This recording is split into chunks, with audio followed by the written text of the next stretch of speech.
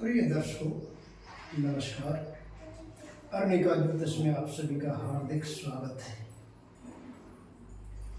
आज हम एक नए विषय को लेकर चर्चा करेंगे।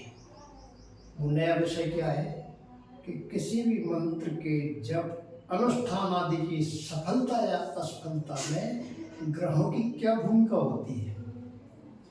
देखिए, व्यक्ति जब परेशान होता है, उसको अपनी समस्याओं का हल नहीं मिल पाता या उसके कामनाओं की सिद्धि नहीं हो पाती, तो वह जप या अनुष्ठान आदि का सहारा लेता है। उसको विश्वास है कि हम अनुष्ठान करा लेंगे या जप करा लेंगे तो हमें शीघ्र लाभ मिल जाएगा या शीघ्र सफलता मिल जाएगी। ठीक, उसका विश्वास अपनी जगह है, अच्छी चीज है। इससे मन की शुद्धता होती है, आस्था को बल मिलता है और भगवत कृपा भी प्राप्त होती है। और हाँ, जरूरी भी है कि हो सकता है कि उसको सफलता मिल जाए, 100% मिल जाए, लेकिन कोई 100% कैसे कह सकता है कि उसने जो जप या अनुष्ठान आदि कराया है उसमें इसको 100% सफलता मिल रही है, मिलेगी। भाई, अगर इसकी जानकारी चाहिए तो आपको तो अपनी जन्म कुंडली देखना ही पड़ेगी। यदि आप भी चाहते हैं, आप भी जानना चाहते हैं कि अगर आप कोई जप या अनुष्ठान कराएंगे तो उसमें आपको कितनी सफलता मिलेगी या नहीं मिलेगी या कितनी देरी से मिलेगी, तो आप अपनी जन्म कुंडली निकाल कर सामने रख लें। अगर जन्म कुंडली नहीं है तो एक कागज पेन रख लीजिए और जो जानकारी बताई जाएगी उसको आप नोट कर लीजिए। अगर बाद में आप जन्म कुंडली बनवा सके तो बनवा के इसके बाद देख लीजिए। इससे आपको पूरी जानकारी मिलेगी कि किसी भी मंत्र के जप या अनुष्ठान आदि में आपको कितनी सफलता मिल रही है। 100% अगर सफलता मिल रही है तो समझिए कि आपको 100% ही मिलेगी। ऐसे ग्रहों की स्थिति रहेगी आपकी कुंडली में। तो चलिए हम वीडियो को आगे बढ़ाते हैं, आप अंत तक अवश्य देखें इसको। देखिए, एक कुंडली के 12 भाव हैं, जिसमें पहला भाव ये होता है। मैं अपने पहले वीडियो में ही बता चुका हूं। इसमें 5वां घर कौन होता है?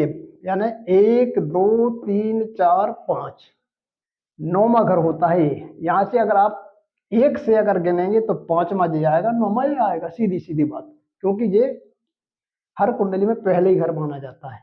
अब यहाँ राशि कुछ भी हो उससे तात्पर्य नहीं। तो जो 5वां घर होता है ये लक्ष्मी और 9वां घर विष्णु का भाव माना जाता है। तो 5वें घर से अपन क्या देखते हैं कि ये मंत्र उपासना का भाव है। आप मंत्र जप और उपासना का भाव है। इसका तात्पर्य क्या है? इसका तात्पर्य ये है कि अगर मान लो इस भाव में अगर कोई शुभ ग्रह बैठा है या शुभ ग्रह की दृष्टि है। शुभ ग्रह कौन है? चंद्र है, बुध है, गुरु है, शुक्र है। ये शुभ ग्रह माने जाते हैं। अगर मान लो कोई शुभ ग्रह, चाहे वो चंद्र बैठ जाए, बुध बैठ जाए, गुरु बैठ जाए या शुक्र बैठ जाए, हाँ चंद्र, लेकिन पक्ष बल ही रहना चाहिए। क्योंकि कभी कभी चंद्रमा क्या रहता है कि अगर मान लो वो कृष्ण पक्ष का है तो थोड़ी सा हीन बली हो जाता है। शुक्ल पक्ष का चंद्रमा है तो वो शुभ ग्रह की दृष्टि शुभ ग्रह माना जाता है। तो ऐसे ग्रह अगर मान लो गुरु बैठा है, शुक्र बैठा है, बुध बैठा है, चंद्र बैठ जाए, तो इसका मतलब ये है कि ये भाव आपका प्रबल हो गया, ये भाव आपका बहुत शुभ हो गया। और जब आप कोई मंत्र जप करेंगे या उपासना करेंगे तो उसमें सफलता मिलेगी। दूसरा है आपका ये 9वां भाव। तो 9वां भाव ये धार्मिक आस्था, भाग्य और भगवत कृपा का भाव है। अगर इसमें भी कोई शुभ ग्रह है या शुभ ग्रहों की दृष्टि है तो समझिए कि आपकी जो आस्था है वो वाकई में धार्मिक है और आस्था का फल मिलेगा। आपकी आस्था सफल होगी। जो भी आप आस्था लेके कार्य करेंगे, जो भी धार्मिक कार्य कर रहे हैं, उसमें भगवत कृपा भी प्राप्त होगी, भगवान की कृपा भी मिलेगी। क्यों? क्योंकि इस भाव में भी शुभ ग्रह बैठे हैं या मान लो शुभ ग्रहों की दृष्टि हो। तो ये दोनों भाव बहुत महत्वपूर्ण है। अब तीसरा है, इसका सबसे मुख्य कारक ग्रह कौन सा है? गुरु, क्योंकि गुरु जीव मात्र का एक प्रतिनिधि ग्रह है। अब अगर मान लो गुरु इस भाव या इस भाव का, यानी अगर मान लो गुरु इस भाव का स्वामी हो, लेकिन गुरु स्वामी किसका होता है? दो राशियों का, एक तो धनु राशि हो और दूसरी मीन राशि। अगर मान लो यहां पर ये आ गई, धनु राशि आ गई, ठीक है ना।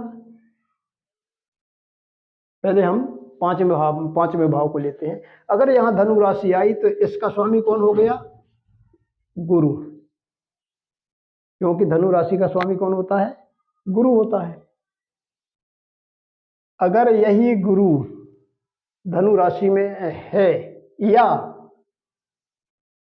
ये गुरु कहीं भी बैठा हो, क्योंकि ये कहलाना पंचमेश, पांचवें भाव में जो राशि होती है उसका जो भी स्वामी होता है वो पंचमेश कहलाता है। तो यहाँ पंचमेश कौन बना? गुरु, क्योंकि यहाँ धनु राशि है, तो यहाँ पंचमेश बन गया गुरु।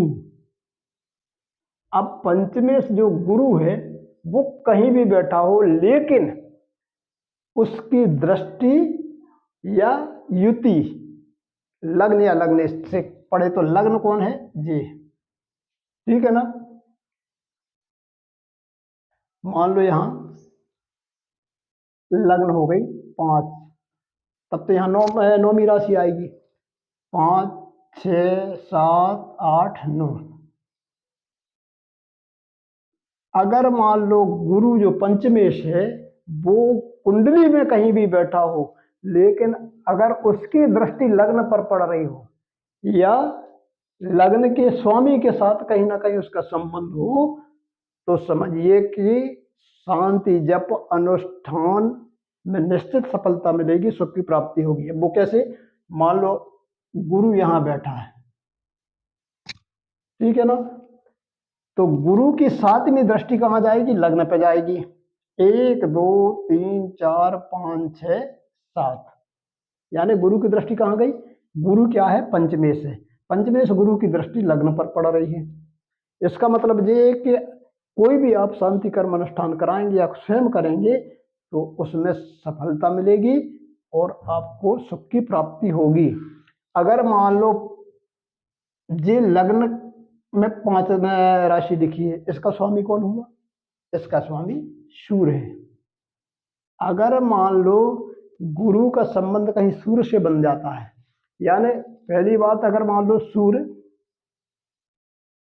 ये तो लग्न पर दृष्टि हो गई और यहीं भी सूर्य है तो सूर्य पर भी दृष्टि हो जाएगी, तो डबल डबल फायदा हो जाएगा।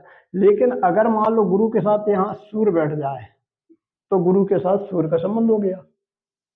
ये संबंध भी आपको किसी भी शांति कर्म अनुष्ठान में सफलता दिलाएगा और सुख की प्राप्ति कराएगा।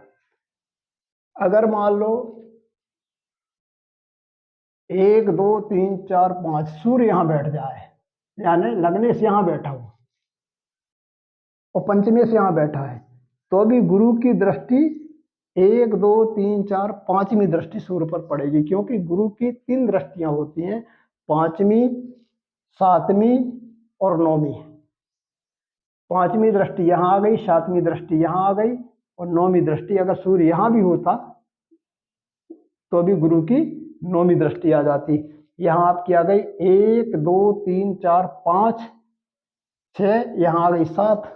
तो गुरु की दृष्टि लग्न पर भी पड़ रही है और लग्न का स्वामी जो लग्न सूर्य है उस पर भी पड़ रही है, और ये 9वीं दृष्टि भी अगर मान लो सूर्य यहां हो तो 9वीं दृष्टि सूर्य पर यहां पड़ रही है।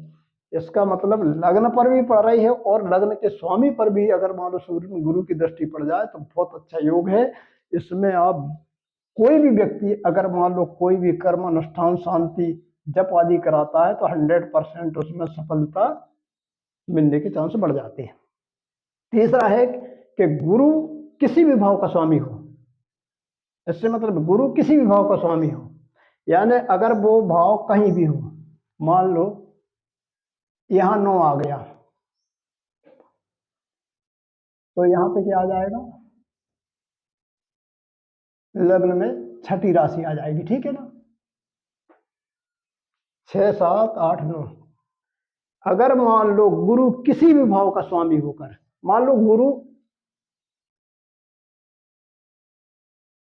कहीं भी बैठा हो, अगर सपोज करो कि गुरु यहां बैठ गया, ठीक है, और ये चंद्र से त्रिकोण में हो जाए, ठीक है ना, लग्न ये का हो जाए लग्न या चंद्र से त्रिकोण में, तो लग्न से त्रिकोण में तो नहीं होगा, लेकिन अगर चंद्रमा से त्रिकोण में, त्रिकोण भाव क्या होता है, 5वां या 9वां भाव, तो 1, 2, 3, 4, 5, 6, 7, 8, 9, या तो चंद्र यहां बैठ जाए, तो चंद्र से 1, 2, 3, 4, 5वां हो गया गुरु, या गुरु से 9वां चंद्रमा हो गया, या 1, 2, 3, 4, 5 चंद्रमा यहां बैठ जाए तो त्रिकोण में हो गया। यानी अगर चंद्रमा से भी 5वें या 9वें घर की दूरी पर गुरु है, तो भी आपके जप तप व्रत आदि में जो भी आप यानी में करवाएंगे, पुण्य संचय हो गया, सुख की प्राप्ति होगी। किंतु लग्न और चंद्र पर पाप दृष्टि नहीं होना चाहिए। अगर मान लो ये लग्न है, इस पर मान लो कोई पाप की दृष्टि है, मान लो यहाँ मंगल हो गया और यहाँ चंद्र भी बैठा है समझ लो, तो मंगल की 1, 2, 3, 4 चौथी दृष्टि आ गई, क्योंकि पाप ग्रह कौन कौन है, मंगल, शनि, राहु, केतु, वैसे सूर्य भी है, लेकिन मुख्य पाप ग्रह मंगल, शनि, राहु, केतु ये पाप ग्रह माने जाते हैं। अगर चंद्रमा पर या लग्न पर पाप ग्रह की दृष्टि है, तो जैसे चंद्रमा यहाँ है और मंगल यहाँ बैठ गया 10वें घर में, तो 1, 2, 3, 4 चौथी दृष्टि होगी चंद्रमा पे और लग्न पे भी हो गई। अगर मान लो चंद्रमा यहाँ आ गया तो मंगल के सामने 7वीं दृष्टि हो गई, और अगर चंद्रमा यहाँ आ गया 5वें घर में, तो भी मंगल की 7 और 8वीं दृष्टि, क्योंकि मंगल की भी 3 दृष्टियां होती हैं, चौथी, 7वीं और 8वीं। अगर मंगल की कहीं से भी चंद्र पर दृष्टि पड़ रही है या लग्न पर पड़ रही है, ये 2 दृष्टियां, तो कोई भी यानी अगर मान लो कार्य कर रहा है तो वो अधूरा रहता है, उस पे यानी लग्न या चंद्र पे पाप ग्रह की दृष्टि नहीं पड़ना चाहिए, क्योंकि उसका पूरा फल नहीं मिलेगा। अगर मान लो, अब अपन अगले आगे चलते हैं,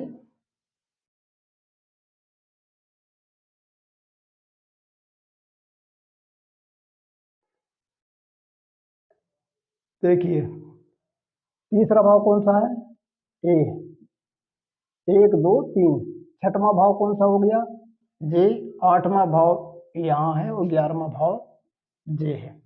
ये भाव राशि नहीं है। अगर मान लो तीसरे भाव या छठे भाव या 8वें भाव या 11वें भाव, इनमें कोई भी ग्रह बैठा हो कहीं भी, मान लो यहाँ मंगल बैठा है, यहाँ मान लो शनि बैठ गया, ठीक है ना, यहाँ मान लो बुध बैठ गया, यहाँ मान लो केतु या कोई भी अन्य ग्रह, मान लो पाप ग्रह ऐसा कोई भी बैठ गया, तो इसका तात्पर्य ये कि सबसे पहले 3, 6, 8 और 11वें भाव में जो भी ग्रह बैठा होगा, उसकी जब भी दशाएं आएंगी या अंतर दशाएं आती हैं, तो समझिए कि उस समय अब अगर आप कोई भी जब तक कर्म या अनुष्ठान कराते हैं तो वो निष्फल हो जाएगा।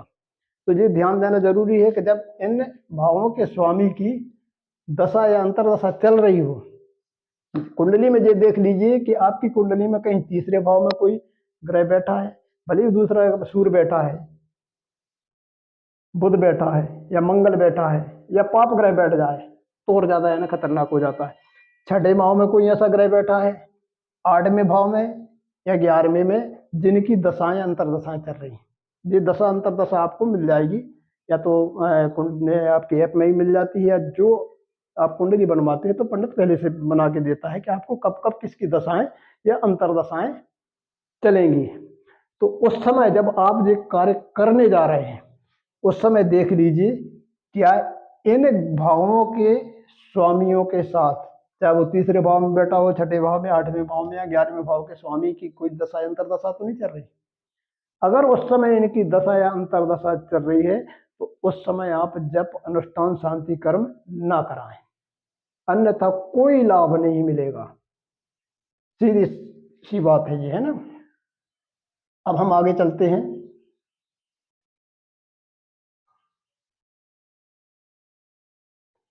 अगर लग्नेश व चंद्र, अब लग्नेश कौन होता है? जे लग्न का स्वामी जो होता है। अब यहाँ कोई भी राशि हो सकती है, एक हो सकती है, दो हो सकती, तीन हो सकती, चार से लेके, एक से लेके 12 तक राशि कोई भी हो सकती है, लेकिन उनका जो स्वामी होगा, मान लो हमने यहाँ एक उदाहरण को ली कि मान लो यहाँ लग्न भाव में एक ही राशि है, नंबर 1 लिखा, तो इसका स्वामी कौन हो गया? मंगल, ठीक है ना। तो मंगल कौन हो गया? लग्नेश हो गया।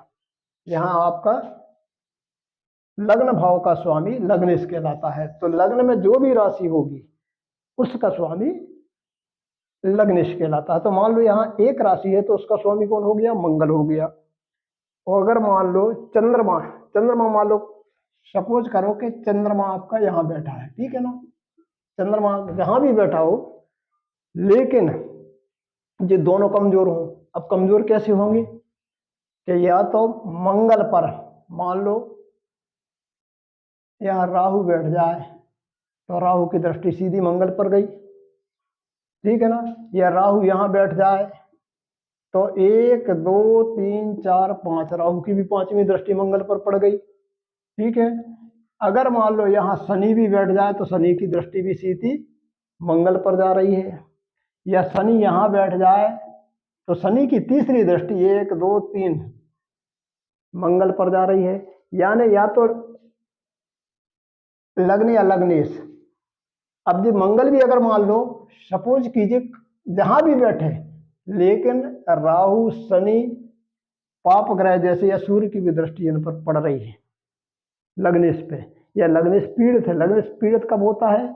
जब पाप ग्रह से पीड़ित हो, पाप ग्रह की दृष्टि हो। पाप ग्रह वही शनि, राहु, केतु ये मुख्य पाप ग्रह है। सूर्य भी पाप ग्रह की श्रेणी में आता है। तो अगर इनकी दृष्टि लग्न या लग्न के स्वामी पर पड़ जाए तो वो पीड़ित हो जाता है, कमजोर हो जाता है। उसी प्रकार चंद्रमा भी अगर पीड़ित हो, चंद्रमा पर भी मान लो राहु केतु शनि की दृष्टि या इनके साथ हो जाए, मान लो चंद्रमा के साथ यहाँ राहु बैठ जाए, शनि बैठ जाए या केतु बैठा हो, या इनकी दृष्टि पड़ रही हो, शनि की दृष्टि तीसरी, अगर शनि यहाँ आ गया तो चंद्रमा पर तीसरी दृष्टि पड़ जाएगी। राहु यहाँ बैठा हो तो 7वीं दृष्टि ये पड़ गई, 1 2 3 4 5 6 7, तो चंद्रमा भी पीड़ित हो गया। इसका मतलब ये है कि लग्नेश जो लग्न का स्वामी है वो चंद्रमा जहां भी बैठा हो, अगर ये दोनों पीड़ित हैं, इन पर पाप ग्रह की दृष्टि है, तो समझिए कि शांति कर्म करना संभव ही नहीं हो पाता। यानी आप चाहोगे कि चलो ठीक है अब हम ये शांति कर्म अनुष्ठान करवा लें, कोई ना कोई विघ्न आ जाएगा, आप नहीं करवा पाएंगे, टल जाएगा वो, या आप में आस्था ही नहीं रहेगी। आस्था कैसी नहीं रहेगी? आप पंडित के कहने पे तो आएंगे कि चलो ठीक करवा ले, लेकिन आपका मन गवाह नहीं देगा, आपको ये विश्वास नहीं होगा कि यार ये कराने से कोई फायदा नहीं होगा, वो आस्था ही नहीं है, आप नहीं कराएंगे, तो शुभ परिणाम से आप वंचित रह जाएंगे, यानी शुभ परिणाम नहीं मिलेंगे। अब केंद्रेश और त्रिकोणेश, केंद्र का स्वामी कौन होता है? केंद्र कौन भाव होते हैं? देखिए केंद्र होते हैं जे अंदर के, पहला भाव, चौथा भाव, 7वां भाव और 10वां भाव, ये कहलाते हैं 1 4 7 10 भाव, ये कहलाते हैं केंद्र। और त्रिकोण कौन कहलाता है? 5वां भाव और 9वां भाव, ये ध्यान दीजिए, 5 और 9 भाव कहलाते हैं त्रिकोण, ठीक है ना। अब इनके जो स्वामी होंगे, यहाँ जो भी राशि, मान लो सपोज कीजिए कि हमने जैसे ये 4 लिख दिया, तो इसका स्वामी कौन हो गया? चंद्रमा, क्योंकि 4 यानी कर्क राशि का स्वामी कौन होता है? चंद्रमा।